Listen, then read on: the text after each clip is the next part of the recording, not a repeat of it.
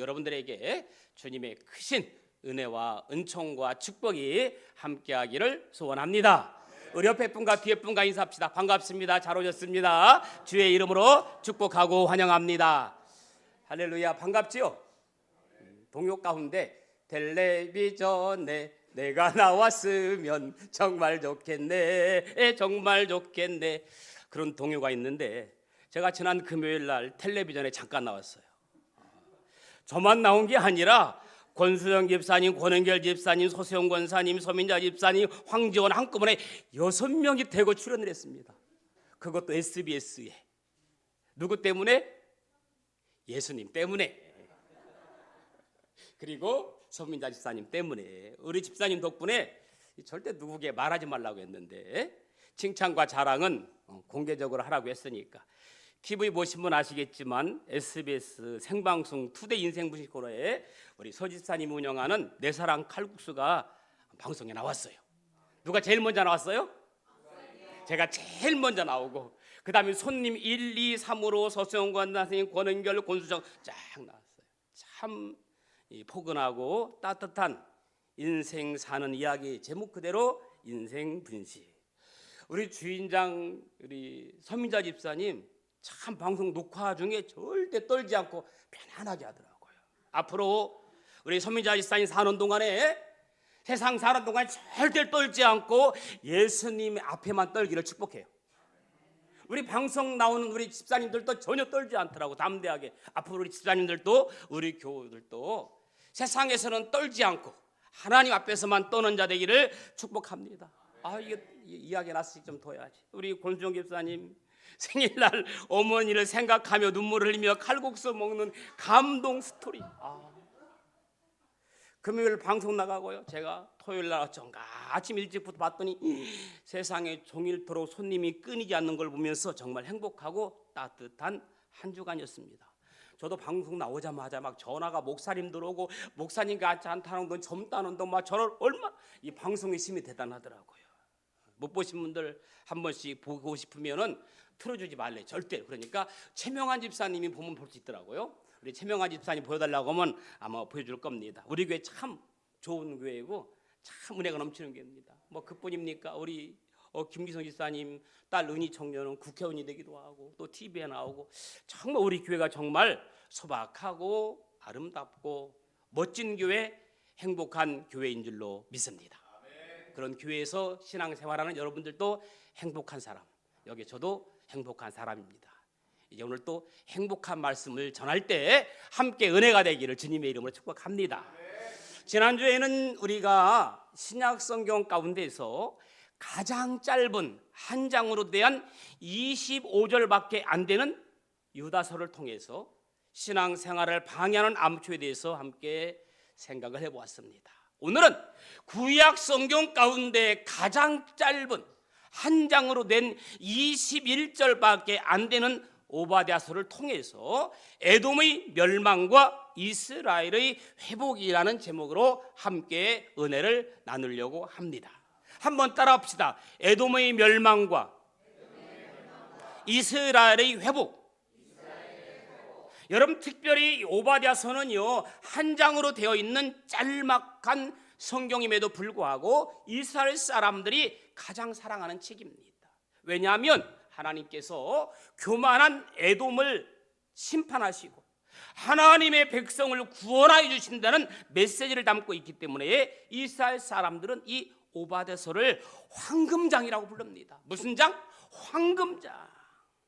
그런데 솔직히 말씀드리면 우리는 이 오바댜서를 잘 알지 못합니다. 찾기도 힘들어요.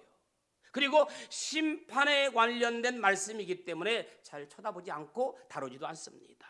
구약 성경에 오바댜서가 있는지조차 알지 못하는 분들도 있습니다. 여러분 이 오바댜라는 어떤 뜻이냐? 하나님의 종, 하나님을 예배하는 사람이라는 큰 뜻을 가지고 있습니다. 하나님을 예배하는 하나님의 종인 오바댜 선지자가 어디를 향하여? 에돔을 향한 하나님의 심판을 경고하는 메시지입니다. 자, 왜 하나님께서는 에돔을 심판하려고 했을까요? 그것은 오늘 성경에 보면 에돔의 교만과 불순종 때문이라고 강하게 말씀하고 있습니다. 여러분, 우리가 이삭의 아내 리브가가 아들을 낳았는데 쌍둥이를 낳죠. 먼저 나오는 아이의 색깔이 빨간 색깔이라는 의미로 해서 히브리어로 에서라 이름을 줬어요. 그런데 그 뒤에 나오는 아이를 보니까 먼저 나오는 형의 팔꿈치를 붙잡고 있는 거예요. 이것을 이삭이 보고 남의 것을 빼앗는 기질이 있다고 해서 남의 것을 약탈하는 자라는 의미를 히브리어로 야곱이라고 이름을 지었습니다. 아무리 그래도 그렇지 어떻게 아버지가 이름을 지어도 아들을 저렇게 줬을까 하는 생각이 들기도 합니다.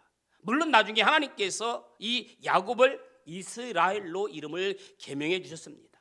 어쨌든 이유야 어쨌든 먼저 나온 에서가 에돔의 조상이 되고 나중에 나온 야곱이 이스라엘의 조상이 됩니다. 그런데 하나님께서 야곱을 택하시고 에서는 택하지 않았다고 했습니다. 하나님께서 야곱은 사랑하시고 에서는 미워하신다는 표현을 성경은 기록하고 있습니다. 에서는 성장하면서 점점점 삐뚤어지게 가더니 나중에는 하나님을 향한 믿음이 없는 불신자라는 것이 드러나게 됩니다. 에서는 하나님의 언약을 믿지도 않았고 관심도 없었습니다. 에서는 하나님께서 장자권을 주셨는데 그것마저도 팥죽 한 그릇에 팔았습니다. 에서는 가나안 여인을 절대 아내로 취하지 말라는 부모의 말씀을 어기고 가나안 여인을 둘씩이나 아내를 취하고 그것도 모자라서 이스마엘의 딸을 아내로 취했습니다. 에서는 그 어느 것 하나라도 하나님과 부모의 뜻에 순종한 것이 없습니다. 그것도 모자라서 나중에 이 에서는 남부 산악지대에 있는 이 세일산이라는 곳에 살고 있는 원주민을 몰아내고 거기에 자기들이 정착을 합니다. 여러분, 에서는요 세상적으로 보면 간교하고 힘이 세고 똑똑하고 개선적이고 영특하고 지혜로운 사람입니다.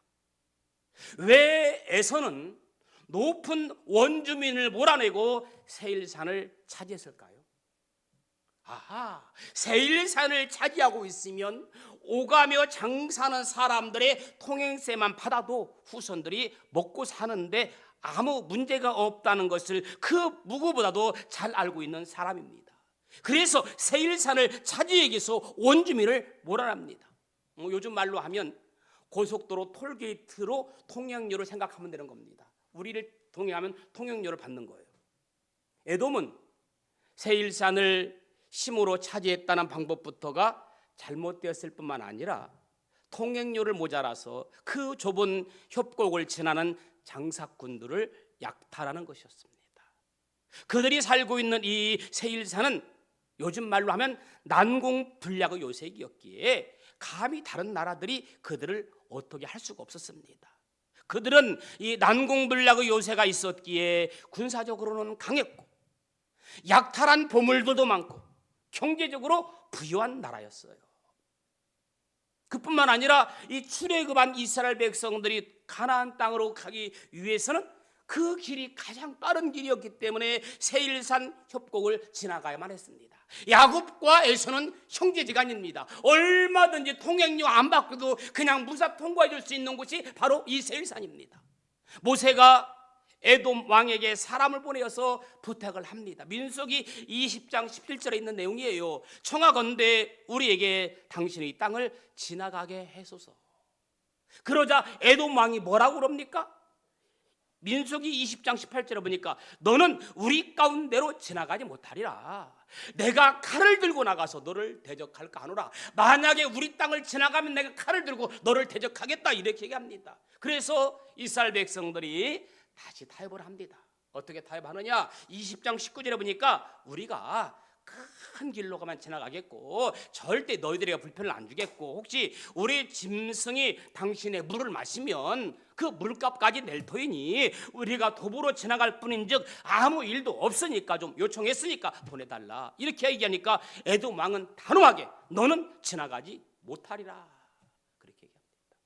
그래서 이스라엘이 가까운 길을 놔두고 먼 길로 돌아가야만 했습니다. 아니, 남도 아닌데, 그래도 형제 국가인데 그냥 가겠다는 것도 아니고 통행료를 내고 가겠다는데, 에돔은 정말 피도 눈물도 없는 그런 족속입니다. 그런데 이 강한 에돔을 훗날 누가 정복합니까? 누가 정복합니까? 이스라엘의 다윗 왕이 에돔을 정복합니다. 할렐루야. 별로 표정이. 그리고 에돔은 이스라엘 다윗의 통치를 받습니다. 사무엘하 8장 13절에 보니까 다윗이 소금 골짜기에서 에돔 사람 18,000명을 쳐 죽이고 돌아와서 명성을 떨치니라. 에돔은요, 다윗 시대에는 눌려 살았지만 그 다음 다윗 후에 여호사밧 시대를 지나 여호와람 때부터는 또 이스라엘을 괴롭히기 시작하다가 결국에는 어떻게 됩니까? 로마 시대에 완전히 멸망당합니다. 그리고 현재 에돔 땅은 지구상에서 가장 심한 폐허가 되었습니다. 자, 그러면 눈을 좀 뜨시면 좋을 것 같고요. 남궁불략의 요새인 에돔의 멸망의 원인이 어디 있을까 한번 생각해 볼래요. 에돔의 멸망의 원인은 3절입니다. 우리 한번 3절 한번 읽어보실까요? 3절. 자, 3절 읽습니다. 시작.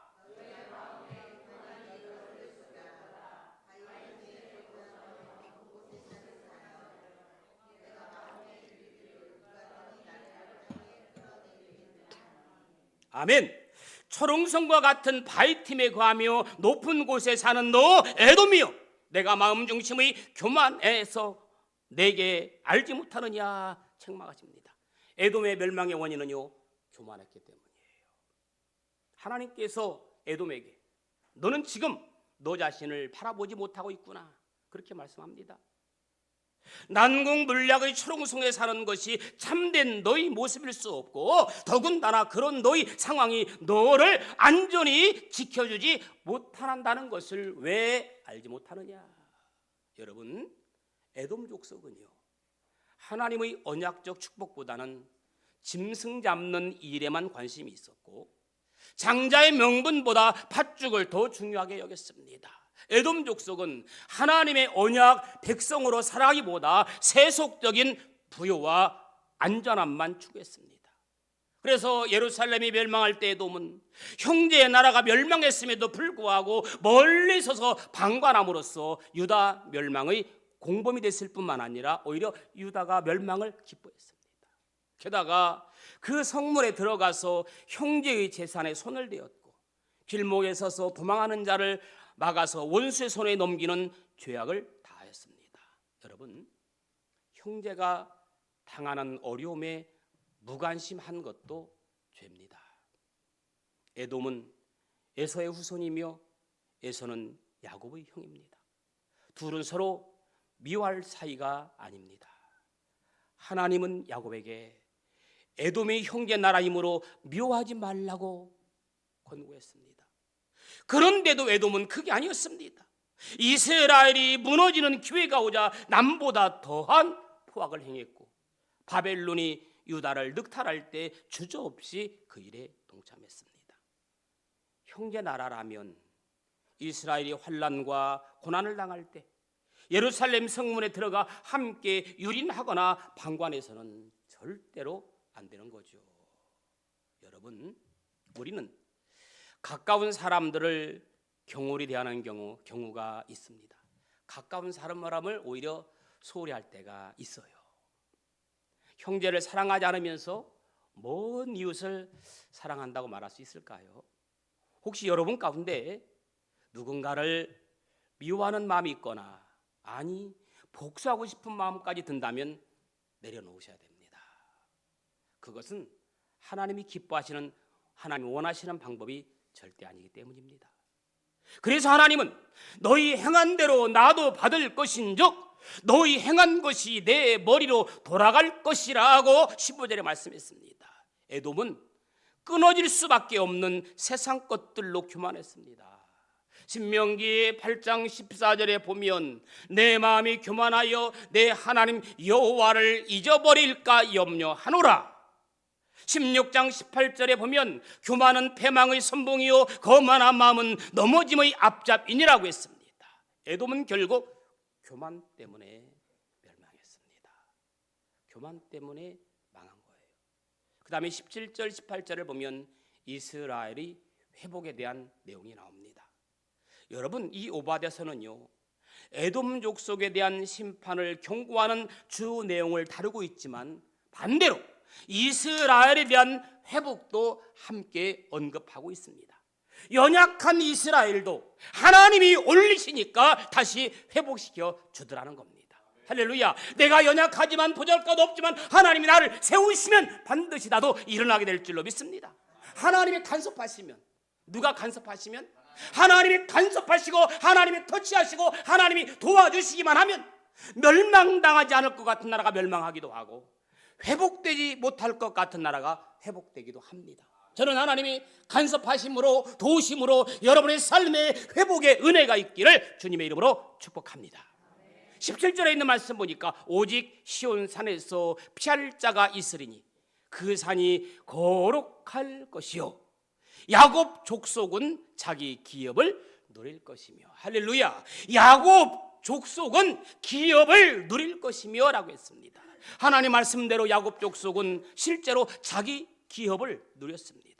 야곱 족속은요 남방과 평지와 베냐민 산지에 살고 있었는데 어떻게 됐어요? 남방 사람은 에서의 산을 얻었고 평지 사람은 블레셋과 에브라임의 들을 얻었고 베냐민 산지 사람들은 길앗을 얻게 된다고 했습니다. 심지어 야곱 족속은 가나안 사람들에게 속한 사르밧까지 얻게 된다고 했습니다.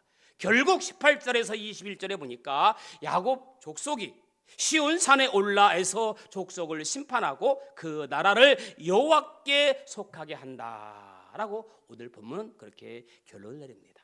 이것이 바로 하나님께서 야곱에게 주신 창세기 12장의 축복이에요. 창세기 12장에 보면 이스라엘 백성이 어디 가나안 땅을 차지할 것이다. 자손이 하늘의 별과 같이 많아질 것이다. 하나님의 영광을 만방에 나타나게 될 것이라고 하나님이 이스라엘 백성들에게 예언했습니다. 그렇습니다. 야곱은 비록 좋지 못한 성품으로 많은 고난을 겪었지만 그런 가운데서도 하나님의 언약을 결코 잊지 않았던 야곱, 그 언약을 성취하는 축복된 사람입니다. 물론 중간중간 타락하는 모습을 보기도 했지만 그런 인생에 있어서 가장 큰 추구점은 하나님의 언약적 축복을 누리는 것이에요. 할렐루야. 그러므로 우리는 에돔과 같은 가시들 때문에 마음 상할 필요도 걱정할 필요도 없습니다. 왜요? 내가 하나님 앞에 바로 나가기만 하면, 아멘, 하나님께서 나의 이루가 되어주시기 때문입니다. 결국 내가 왜 힘든가 봤더니 내가 해결하고 내가 원수 갚으려고 하기 때문에 힘듭니다. 여러분, 어떤 문제가 있을 때 그 문제를 내가 해결하려고 하지 말고 서운한 일이 있다 해서 내가 원수 갚으려고 하기 때문에 힘든 겁니다. 하나님의 사람은 한결같이 사랑으로 용서하는 사람입니다. 할렐루야. 요셉은 하나님의 선하신 뜻을 생각하면서 형들을 기꺼이 용서해 줬습니다. 모세는 자신을 비방한 아론과 미리암을 용서했습니다. 다윗은 자신을 죽이려고 하는 사람들까지 용서했습니다. 사울을 용서했습니다. 예수님은 자신을 십자가에 못 박은 자들을 용서했습니다. 스데반은 자신을 돌로 치는 자들을 위하여 아버지 저들을 용서해 주옵소서 용서의 기도를 드렸습니다. 바울은 자신을 근심케 하는 자를 용서했습니다. 사랑하는 교회 여러분, 누가 우리에게 피해를 주었습니까? 그것 때문에 우리가 망했습니까? 그렇지 않습니다. 오히려 어떻게 생각하면 그 사람 때문에, 나를 피해준 사람 때문에, 나를 욕한 사람 때문에 내가 더욱더 겸손해지고 하나님을 더욱 의지하게 되고 하나님께 더욱더 가까이 나아갈 수 있는 기회인 것을 믿으시기를 축복합니다. 왜? 하나님이 그를 이용해서 나를 겸손하게 하려고, 나를 단련하신 후에는 내가 정금같이 나오리라. 욥기 23장 10절이잖아요. 그러나 내가 가는 길을 그가 아시나니 그가 나를 단련하신 후에는 내가 순금같이 되어 나오리라. 여러분, 신앙생활을 하다 보면, 아니 인생을 살다 보면 내 주위에 가시 같은 존재는 언제나 있기 마련입니다. 여우굴 피하려다 호랑이 굴 만난다는 고사성어도 있습니다. 내 앞에 비록 가시 같은 존재가 있다 할지라도 미워할 필요도 피할 필요도 없습니다. 왜? 하나님께서 가시 같은 존재를 내 곁에 두신 이유가 있습니다. 아직도 내 안에 변화되어야 할 기질과 교만한 모습이 남아있기 때문인 거거든요. 오히려 가시 같은 존재가 있기 때문에 내가 하나님의 자녀로 살아갈 수 있도록 채찍질 해준다는 그것이 감사할 대상이 될 수도 있습니다. 말씀을 마무리하려고 합니다. 사랑하는 성도 여러분, 가시 같은 존재가 있음에 감사하십시오. 왜? 변화될 수 있기 때문에, 더욱 성숙해질 수 있기 때문입니다. 이겨내면 더 큰 기쁨을 누리게 될 줄로 믿습니다. 시편 37편 28절에 보니까 여호와께서 공의를 사랑하시고 그 성도를 버리지 아니하심이로다. 저희는 영영이 보호를 받으나 악인은 자손의 손에서 끊어지리라. 천년만년 초롱성과 같은 바위 틈에 거하는 에돔 같은 백성들도 하나님께서 간섭하시면 하루아침에 나라가 멸망합니다. 그러나 하나님께서 주신 언약의 축복을 사모하며 살아왔던 이스라엘 백성들은 다시금 회복의 축복을 누렸습니다. 약속의 땅, 젖과 꿀이 흐르는 가나안 땅을 차지하게 됩니다. 자손이 하늘의 별과 같이 많아지는 축복을 누리게 됩니다. 하나님의 영광을 만방에 나타나는 축복을 누리게 됩니다. 저는 우리의 신앙이 하나님께서 간섭하시는 신앙이 되기를 소망합니다. 나는 하나님을 수시로 실망시켜도 하나님은 나를 단 한 번도 실망시킨 적 없으신 하나님이십니다. 우리는 그 하나님을 오늘도 찬양하며 경배합니다. 여러분, 그런 말이 있어요. 잠자는 사람 깨우는 것보다 잠자는 척하는 사람 깨우기가 더 어렵다는 말이 있습니다. 저는 우리의 신앙이 잠자는 척하는 신앙이 아니라 스스로 잠에서 깨어나는 신앙이 되기를 축복합니다. 이스라엘의 신앙 회복이 오늘 저와 여러분의 신앙 회복이 되기를 주님의 이름으로 축복합니다. 우리 시간 다 같이 함께 오 신실한 주 함께 찬양 드릴까요? 저는 지금까지 살아오면서 내가 하나님을 실망시키고 외면한 적은 있었어도 하나님은 나를 한 번도 실망시키거나 외면한 적이 없으셨습니다. 하나님은 한 번도 나를 실망시킨 적 없으십니다. 지나온 모든 세월 돌아보아도 그 어느 것 하나 주의 손길 안 미친 것 전혀 없습니다.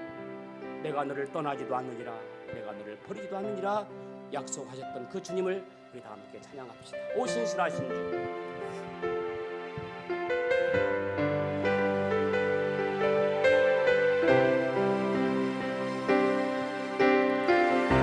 하나님 한 번도 나를 실망시킨 적 없으시고 언제나 공평과 은혜로 나를 지키셨네. 신실하신 주, 오 신실하신 주, 내 너를 떠나지도 않으리라, 내 너를 버리지도 않으리라. 약속하셨던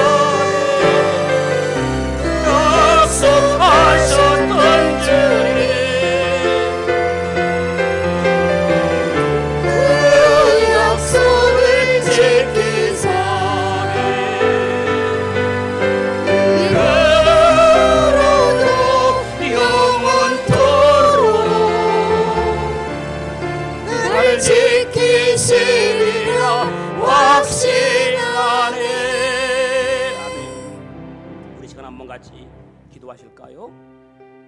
내 너를 떠나지도 않으리라, 내 너를 버리지도 않으리라 약속하셨던 그 주님을 찬양합니다. 교만한 에돔을 멸망시키고 약한 이스라엘을 회복시켰던 것처럼 오늘 우리의 삶이 회복의 삶이 될 수 있도록 도와주옵소서. 우리 말씀을 생각하면서 같이 기도하도록 하겠습니다. 기도합니다. 좋으신 아버지 하나님, 은혜를 감사합니다. 지금까지 살아오면서 하나님 나를 실망시키며 외면한 적이 없음을 고백합니다. 그러나 나는 수시로 하나님을 실망시키고 외면했습니다. 에돔의 멸망을 생각하면서 오늘 내가 교만하여 에돔의 멸망이 될까 두렵사오니 이스라엘의 회복의 역사가 있게 하여 주옵소서. 내 너를 버리지 않으리라 이스라엘 백성을 구원했던 것처럼 우리의 가정을 구원해 주시고 우리의 교회를, 저희들의 삶을, 저희들의 일터를 주님 보호하시고 인도하여 주옵소서. 내가 사망에 묻히만 걸지라도 너를 두려워하지 않을 것은 주께서 나와 함께 하시며 주의 지팡이와 막대기가 나를 주시고 나의 지팡이 되시며 나의 구원 되시며 나의 목대 되신 그 주님을 찬양할 수 있도록 주님 축복하여 주옵소서. 내 너를 떠나지도 않으리라, 내 너를 버리지도 아니하리라 그 약속하셨던 주님을 찬양할 수 있게 하심을 감사합니다. 에돔의 멸망을 보면서 우리에게는 멸망이 아닌 이스라엘의 회복의 은혜가 있게 하여 주옵소서. 예수님의 이름으로 기도합니다.